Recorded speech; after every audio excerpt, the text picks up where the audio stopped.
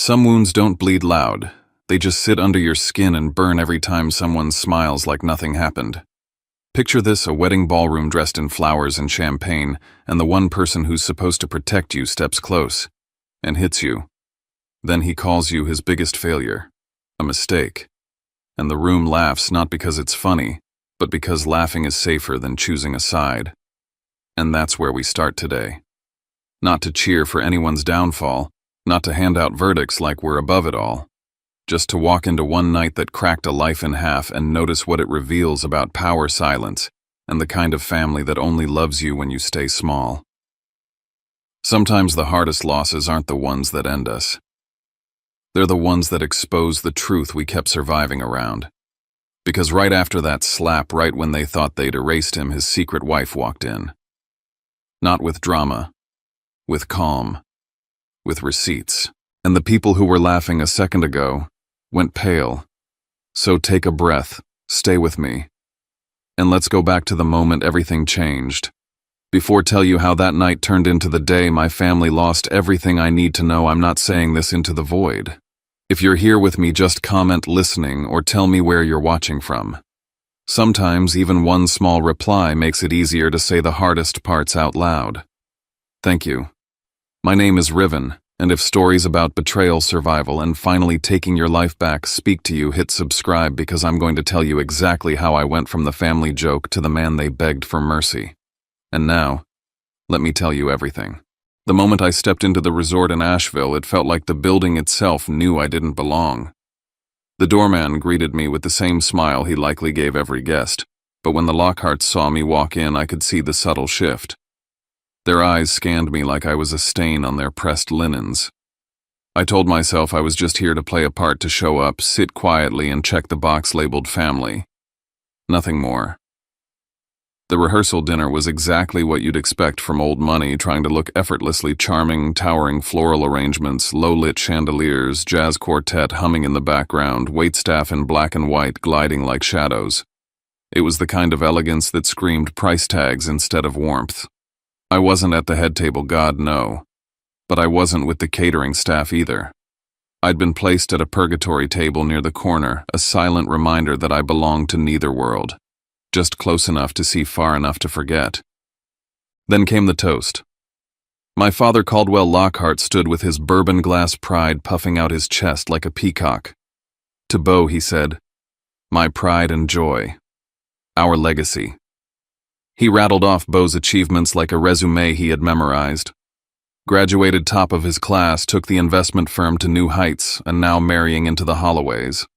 That's a man who understands responsibility. Applause followed. Hollis Holloway gave a stiff nod of approval. My mother smiled tightly.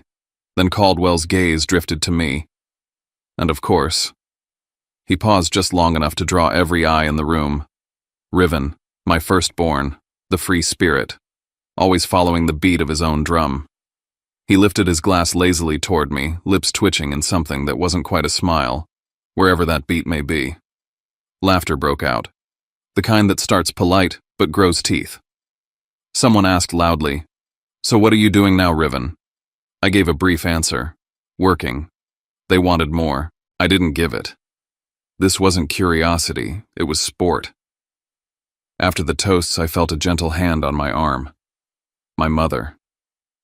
She pulled me into the hallway just outside the banquet room, where the music felt muffled and the carpet swallowed our steps. "Please," she whispered, "don't make this harder than it needs to be. Beau deserves a perfect day." I looked at her.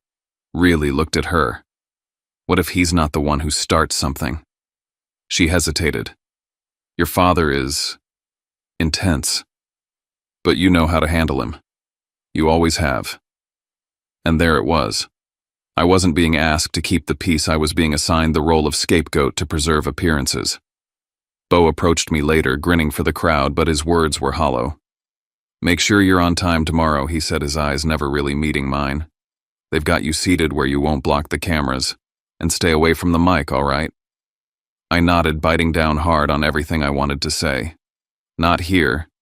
Not yet. I noticed how Hollis Holloway kept glancing at me like I was a problem to be managed, not a future in-law. And Maris, his daughter Beau's fiancée, smiled politely, but her eyes told the truth. She didn't want me in her wedding photos or her story. I was a crack in the porcelain. As the night wound down, I caught the wedding planner whispering urgently to the venue's security team. One phrase stuck out like a flashing red light. "If there's any trouble with the brother, remove him discreetly." I didn't react, not outwardly, but something inside me turned to ice. They were planning for my humiliation. Back in my room, I tossed my jacket over a chair and checked my phone. A text from an unknown number lit up the screen. "Tomorrow they'll hit you. In front of everyone." And that's not even the worst part. I didn't sleep much. I kept staring at the message, reading it over and over again, dissecting every word. Someone knew what was coming. Someone who didn't want it to happen. And they were trying to warn me. I didn't tell anyone. Not my mother. Not even Beau. I needed to be sure. So I started watching. Listening. Morning came dressed in sunshine and lies. The resort buzzed with wedding staff, florists, hair and makeup teams, and guests sipping lattes by the fountains. Everyone pretending this was the happiest day of someone's life. I walked past the seating chart displayed near the main hall. My name had been moved subtly but intentionally from a family table to a seat near the side exit, next to the speakers, far from the altar. I asked the wedding planner, who blinked twice before murmuring, "It was a request from your family." I filed that away. Position me by the door. Easier to drag me out when the time came. Wandering near the AV booth, I caught a voice I recognized, my cousin Blaine. He was sharp, jittery, on the phone with someone. "If he gets near the mic, it's over. The Holloways will pull the plug.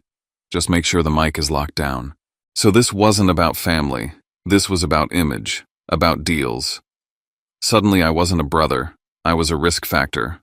I saw Caldwell later tucked in a corner near the back offices, pacing and hissing into his phone. "No, damn it, you said the signatures would be done. I can't have this come out today. We'll finalize after the board meets. No, don't forward anything. Paper only." There was a crack in the armor. Something financial, something urgent. And I was the distraction. The cover. I cornered my mother near the dressing rooms, tried one more time. "Mom, do you know what they're planning?"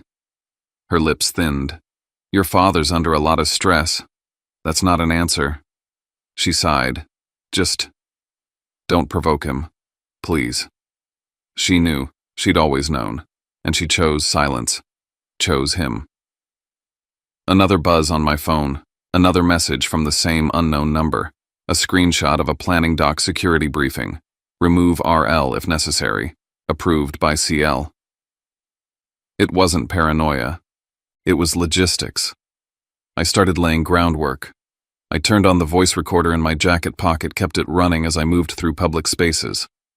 I confirmed with the venue manager that the ballroom cameras stored footage for up to 72 hours.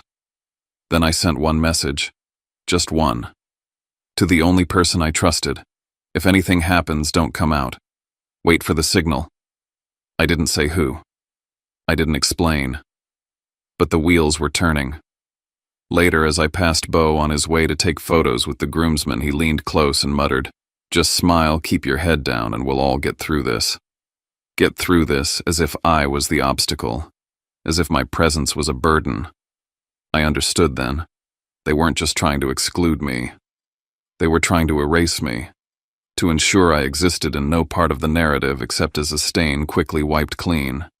And they thought I was alone. Right before the ceremony began, another text came through. "They won't stop at hitting you. He's going to say it into the mic, that you were a mistake, and after the ceremony, they'll hand you something to sign, something that'll cut you out for good." From the moment I stepped into the ceremonial garden that afternoon, I knew they'd written me out of the story. I wasn't given a seat with the family. Instead, a staff member led me to a lonely row of chairs by the far hedge, away from the photographer's lens, out of the frame. I was told, as if it were protocol, "This is per the family's request." The wedding planner didn't meet my eyes when she said it. I stood there, letting the hum of small talk and the cello in the distance blur together. I didn't fight it. I didn't even frown. In fact, I laughed softly to myself. Not out of humor, but because it was so thorough. Even in the photos they'd hang in their homes, I wouldn't exist. I wouldn't just be forgotten. I'd be deleted. While Beau and Maris posed with their pristine smiles beneath the floral archway, I lingered near the garden exit. Just close enough to hear, just far enough to be invisible. That's how I heard the second knot begin to tighten. From inside the family waiting room, just beyond the hedges, voices carried. I couldn't see them, but I knew them. I don't want any surprises. Hollis Holloway's voice snapped like a closing briefcase. We need the Lockhart image clean. No scandals, no liabilities, no strays. My father's reply was short, gruff, decisive. I'll handle the boy. Not Riven. Not my son. The boy. That was the moment I stopped wondering if I was being paranoid. That was the moment I knew I wasn't a guest here. I was a problem to be solved. I found Beau near the side corridor, sipping champagne and shaking hands like the polished southern air he'd been groomed to be. When I tapped his shoulder, he turned too slowly. We need to talk. He forced a tight smile, one reserved for awkward relatives and inconvenient truths. What, Riv? What's the plan? Beau. Let him go up there and say whatever he wants while I stand here waiting for the shoe to drop. He didn't answer. Do you even know what he's going to say? His mouth twitched. Don't do this. Do what. He finally looked at me, blank, tired, cold. Don't be selfish. This is my future. You showing up and making it about you.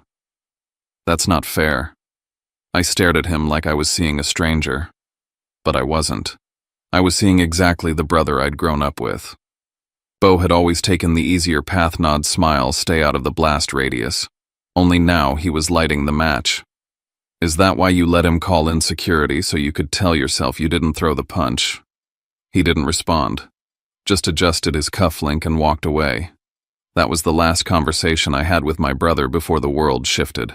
Back inside, I found my mother waiting for me in the hallway like she'd rehearsed the timing. Her dress was pale blue, elegant, modest. Her voice was low and urgent. Riven, please don't respond to him today, no matter what he says. So you know he's planning something. She blinked, and in that blink I saw everything. Mama. She looked away. You know exactly what he's going to say. She pressed her lips together. Just let him have his moment, all right. Don't ruin this for Beau. There it was again. That quiet, well-dressed cruelty disguised as peacekeeping. You think I'm the threat, I said. Not him. Please, honey. Just let today go. I didn't answer. I just kept walking. Past the flower arrangements, past the crystal glasses and gold-trimmed place cards, past the polished shoes of men who would pretend not to see what they saw. In a waiting room near the ballroom entrance, Caldwell paced like a wolf in a cage. I watched from a distance as he downed another bourbon jaw, set tight, nostrils flaring. He checked his watch, barked at a staff member about timing, and muttered something about getting this over with. He was building to something. I'd seen that tension before in our kitchen in the backyard, and the way he always called pain discipline. He didn't hit in secret. He hit when he wanted control. And tonight, control was slipping. That's when I saw it. A cream-colored envelope on the side table, half tucked beneath a clipboard. My name scrawled across the front in someone's hurried handwriting. A sticky note attached, RL sign after reception. I slid it halfway open and caught a glimpse of legal jargon: waiver, renouncement, irrevocable estate interests. They were going to make it official. After this public execution, they'd offer me a pen. Frame it as damage control. Frame it as my choice. I closed the flap and placed it back exactly as I found it. And then I reached into my jacket, pulled out my phone, and typed 6 words to a contact whose name I hadn't spoken aloud all week. If they call my name, it's time. No context, no emotion, just a trigger. Let them have their theater. Let them cue the spotlight. I'd chosen the moment the curtain would fall. I stood just outside the ballroom now, listening to the crowd inside, the music shifting from jazz to something more ceremonial. Glasses clinked. Laughter rose in polite waves. My father's voice, familiar and venom-laced, cut through the murmur like a knife. Let's raise a glass. To my sons. The doors opened. Light spilled out. Caldwell's hand gripped my shoulder tight as iron. Tonight, he whispered, I'll show them exactly who you are. And when I'm done, you'll sign. You'll be gone. I stepped inside. Not like a guest, like a man walking into his own trial. They say there's a moment right before a train crashes when everything slows down. The wind stills. The sound stretches. That's what it felt like walking into that ballroom. Caldwell stood near the microphone. The spotlight above him turned his silver hair gold. He was smiling the way only a man with a weapon can smile. Behind him, Bo and Maris sat at the head table surrounded by crystal glasses in curated perfection. The crowd quieted as he raised his hand, and in that breathless lull the noose tightened. I'd like to say something about my sons. He let the word sons hang there for a moment too long. Bo, he continued, has always made me proud. He followed the right path. He built a future. He carries the Lockhart name with integrity. The room clapped a soft swell of polite admiration. And then there's Riven. My name cracked through the air like a bullet. My spine locked. Riven, he said, turning to face me directly, come up here, son. This wasn't invitation. This was performance. I didn't move. I didn't have to. He didn't wait. This one, Caldwell said into the mic, gesturing toward me, has always walked his own road. Some call it freedom. I call it failure. The crowd shifted. A few awkward chuckles. A few heads turned to gauge how others were reacting. He chose rebellion. He chose mediocrity. He chose to be a stain on the Lockhart legacy.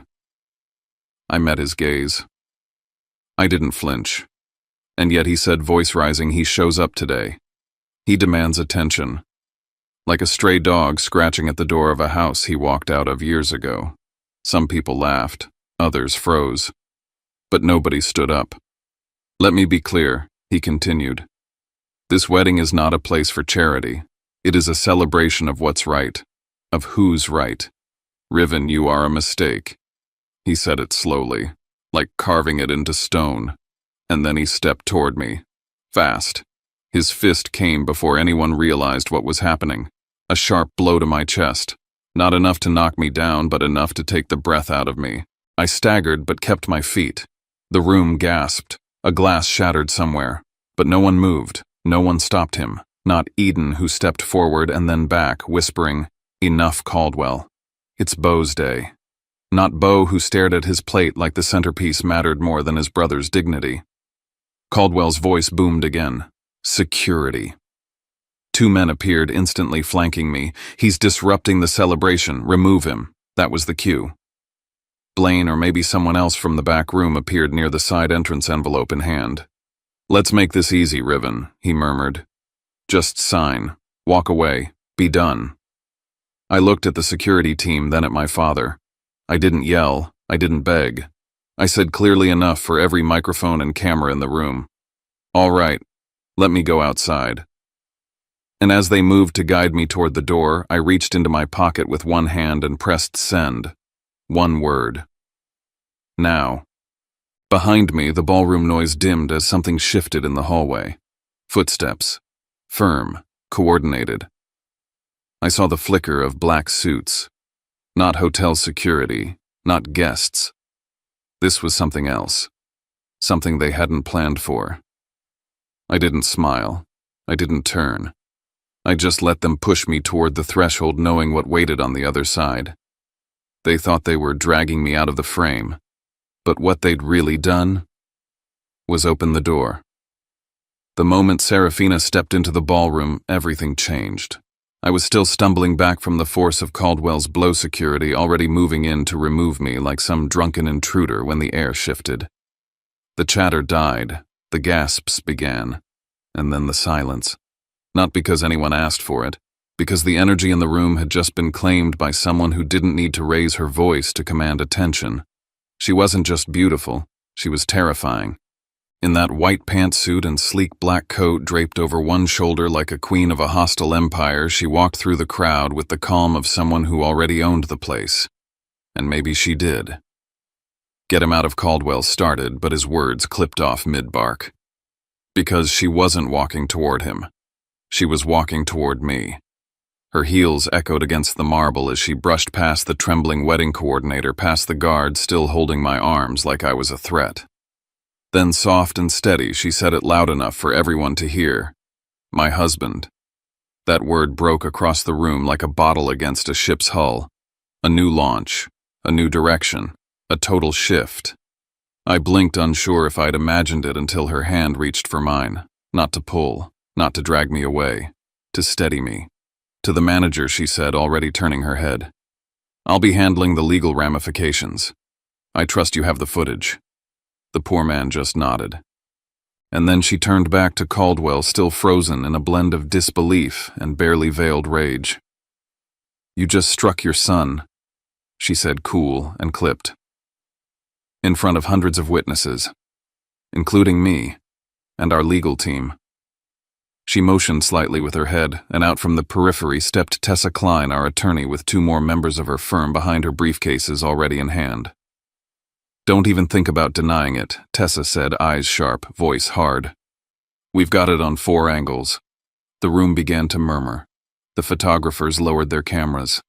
Guests looked around, unsure if they were at a wedding or about to witness a televised arrest. Then came the recognition. Someone near the bar whispered it first. That's Serafina Vale. Another Vale Dominion, wait, the Vale Dominion. And that was it. The room shifted again, from gasps to silence to something heavier. Dread. It wasn't money that made people nervous around her. It was power, institutional, quiet, untouchable. I felt her squeeze my hand slightly. We can go, she said under her breath. Right now. Leave them here in the ashes. And God, I wanted to. But then I looked around. Looked at them, my brother straightening his suit like nothing happened. My mother refusing to meet my eye, my father still clenching his fists as if he was owed the right to hit me again. If I walked out now, they'd rewrite the story by morning. He snapped, caused a scene, made the wedding all about himself. They'd say it with ease, with conviction, like they always had. No, I told her quietly. Not yet. Serafina gave a slow nod. Tessa stepped forward and set the briefcase on the edge of the wedding party's head table. Hollis Holloway stiffened at the sight of her. He recognized her. Hell, he might have been one of her junior associates 10 years ago. We're filing the final notice here for the sake of transparency, she said. Vale Dominion has finalized its acquisition of controlling shares in Lockhart Capital Group as of 7:01 this morning. The papers were lifted, stamped, notarized. I didn't even need to see them, I knew what they were. I'd watched her build this play brick by brick over the last year. I just hadn't known she'd pull the trigger today. Or maybe I had. And now Caldwell was realizing it too. His face had turned to stone. But it wasn't just the buyout. It was what came next. Tessa pulled a second folder. And for full legal clarity, this is the original contract signed by Caldwell Lockhart, dated last September, transferring 19% of his personal shares in a private sale to cover damages in a sealed civil case. Case number 4782AC. My father's face turned white, stark, like someone had cut the power behind his eyes. And the incident that led to that case, Tessa added, her voice slicing through the tension, involved an employee at one of his subsidiaries who accused Mr. Lockhart of misconduct and retaliation. The settlement was significant. The silence, bought. Gasps again. But this time they weren't for me. They were for him. I looked up into my father's eyes, and for the first time in my life I didn't see fire or fury. I saw fear. That shook me more than the slap. Because this man who'd spent decades controlling a legacy with an iron grip, suddenly looked small, breakable. The guests began to shift. Hollis Holloway was now whispering with his daughter, her lips twisted in concern. Maris turned sharply to Bo, eyes wide. What the hell is going on? Bo said nothing, because he didn't know. Because for once he wasn't in control either. I was the mistake, I said, soft but loud enough to carry. That's what he told me. right before he hit me. Eyes turned again. And you laughed. I added, my gaze locked on Bo and my mother now. You laughed because this family made it a sport to humiliate me. But let's be clear, this wasn't new. This was just the first time you got caught on camera. I paused. And then, the last time you'll ever tell my story for me. Serafina leaned in quiet. Do you want this to be the end? I stared at the shaken crowd. The ashes were starting to fall, but the fire hadn't fully taken yet. No, I said. I want them to live in the truth. She nodded once, then turned to her team behind the scenes and said one word. Stage it. And as they moved, dragging out equipment, rolling cases, plugging in cords, I took one last look at the ballroom, at the broken little kingdom I'd grown up inside. Then I walked out into the light to finish what we started. Chuang 6 tiep knowing I doi tiep tuk strong tin han salvi gioi hanki 2. The stage went up fast. In 5 minutes, the hotel's red-carpeted entrance transformed from a photo op for influencers and wedding guests into a makeshift courtroom cordoned off by velvet ropes lit by white lights and centered on a mic stand that looked like it had been waiting for this very reckoning. I stood in front of it. Serafina stood off to the side, not in front of me, not shielding me. She gave me the floor. The story was mine now. I gripped the mic and took one breath. They called me a mistake, I said, and the silence was sharp. They called me a failure, a disappointment. They laughed when I was hit. They laughed because to them I was nothing more than a punchline at my brother's wedding. I scanned the crowd. Some were still in wedding attire, heels crooked and the concrete ties loosened. Some were strangers, tourists who stopped to watch. Some were reporters already filming. I didn't care who they were. I cared that they saw it.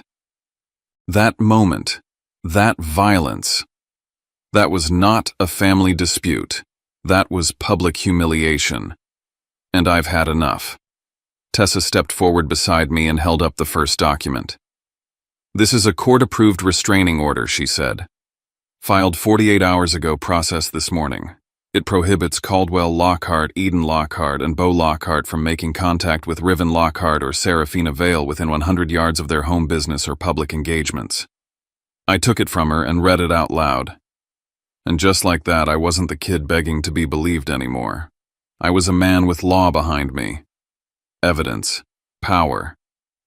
The murmurs started. Then Tessa nodded again, and the screens lit up. 4 panels, 4 different angles. Time-stamped. Clean audio. My father pacing in his office, voice low and sharp. You will sign that document or I swear to God you'll wish you weren't born. My mother whispering to Eden.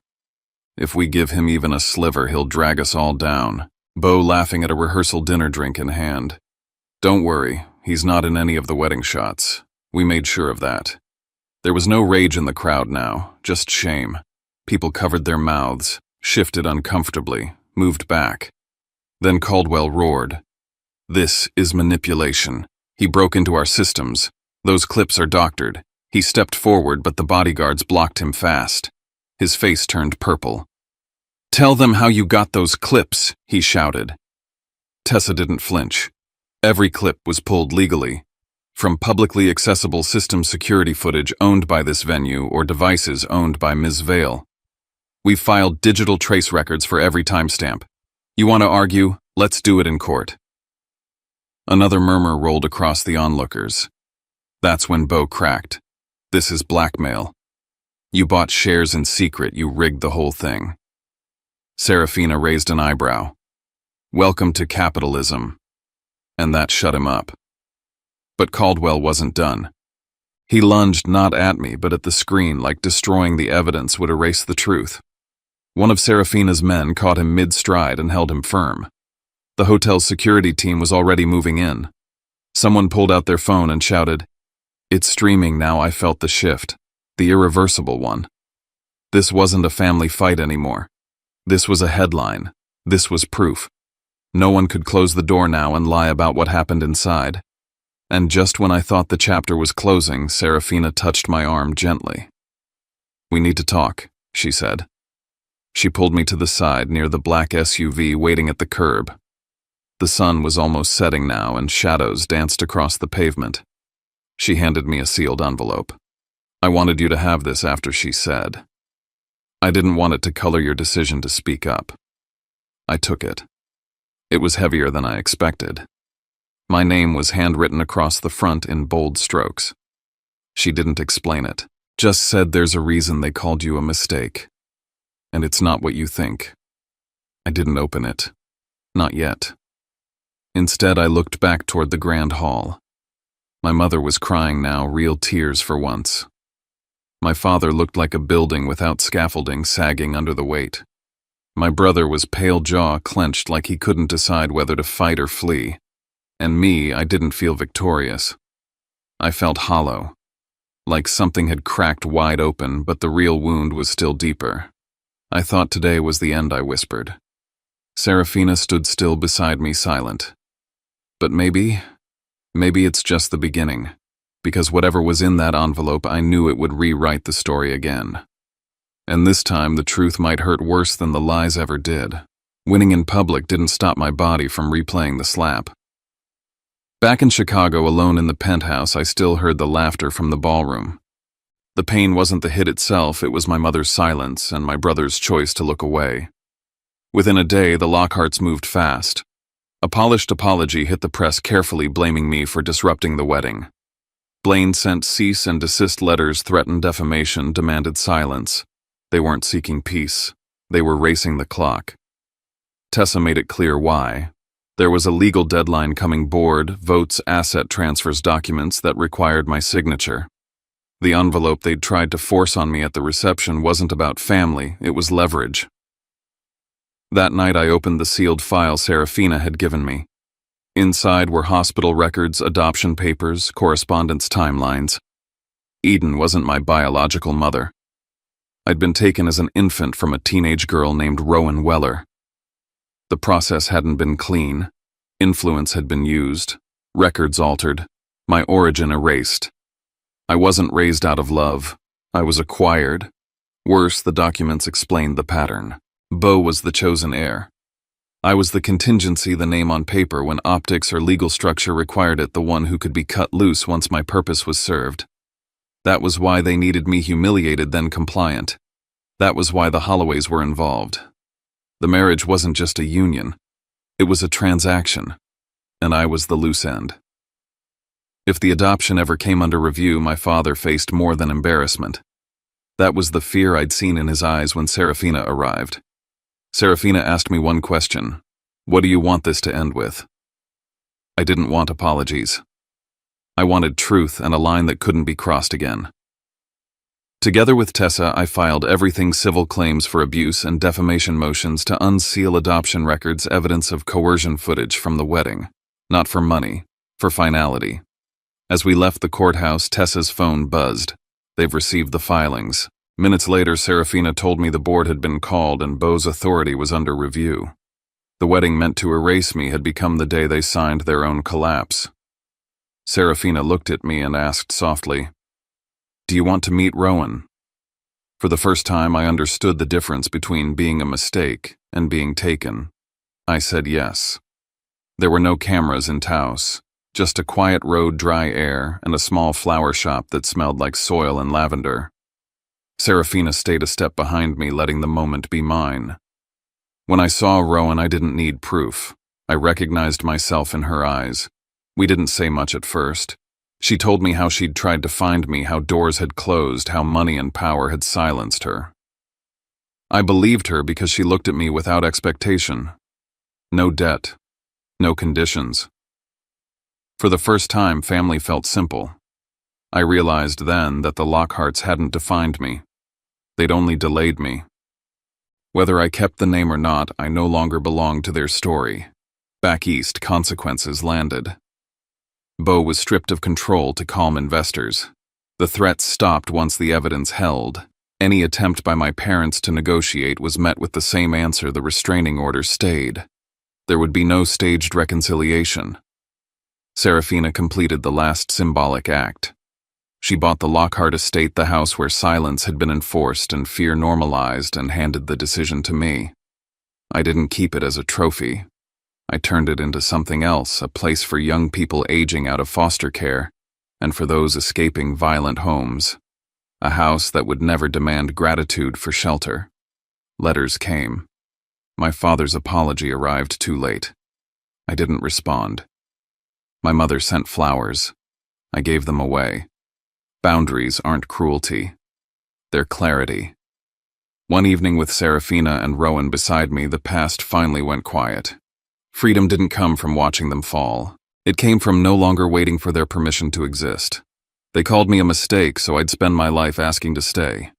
The day they struck me in public, they gave me the proof I needed to walk away and write my own name into the future. They said I was a mistake, a shadow, a backup plan. But now I see it clearly, none of that was ever about me. It was about control, about power, about silencing someone before they could understand their own worth. And for years I played right into their hands. I tried harder. I stayed quiet.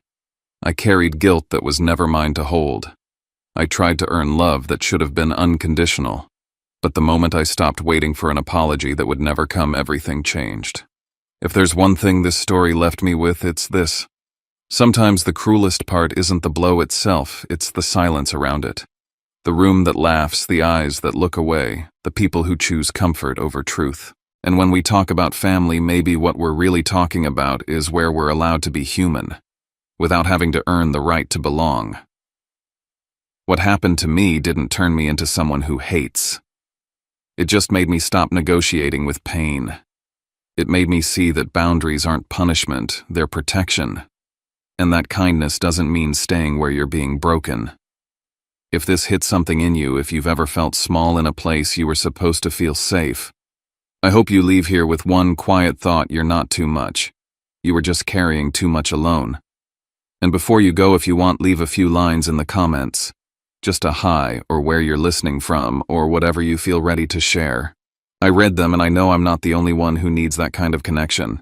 If you'd like to be part of a space where we listen first and speak when we're ready, you can subscribe softly, no pressure, just as a way of joining this little community of stories. Thanks for spending your time with me. Take care of yourself, and I'll see you in the next one.